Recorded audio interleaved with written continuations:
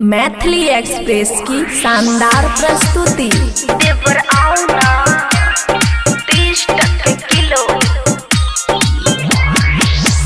जीजा आओ ना 30 टके किलो, आओ ना। डीजे खुशी रिकॉर्डिंग स्टूडियो बलुआहा।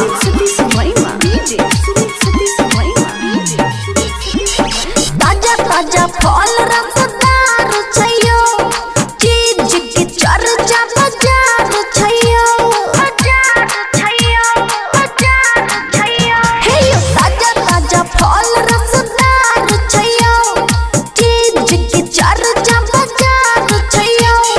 टेबलिया हमर बहिन भैया यो, टेबलिया हमर बहिन भैया यो। 30 टका किलो आम मुंबई आयो, 30 टका किलो आम मुंबई आयो। आओ ना 30 टके। Khushi recording studio Baluaha. DJ Sumit Satish Verma, DJ Sumit Satish Verma, DJ Sumit Satish Verma. एक बेर जे खेबै तए बही फेरो, मोल भाव करै छी यहाँ अनेरो, यहाँ अनेरो, यहाँ अनेरो।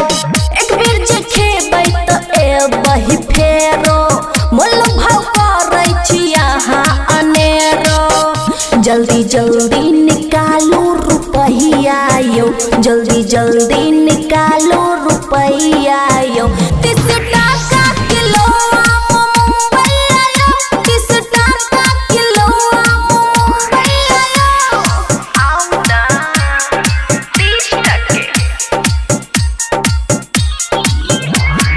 ताजा ताजा ताजा ताजा फल रसदार छैयो,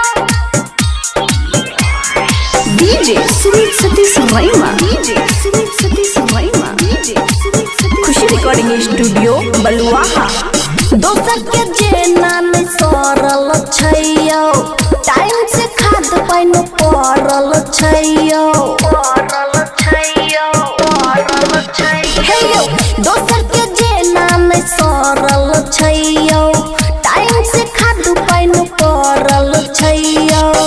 बबुआ राहुल बोहनी करू बढ़िया यो, बबुआ राहुल बोहनी करू बढ़िया यो। 30 टका किलो आम मुंबई आयो, 30 टका किलो आम मुंबई आयो। खुशी रिकॉर्डिंग स्टूडियो बलुआहा।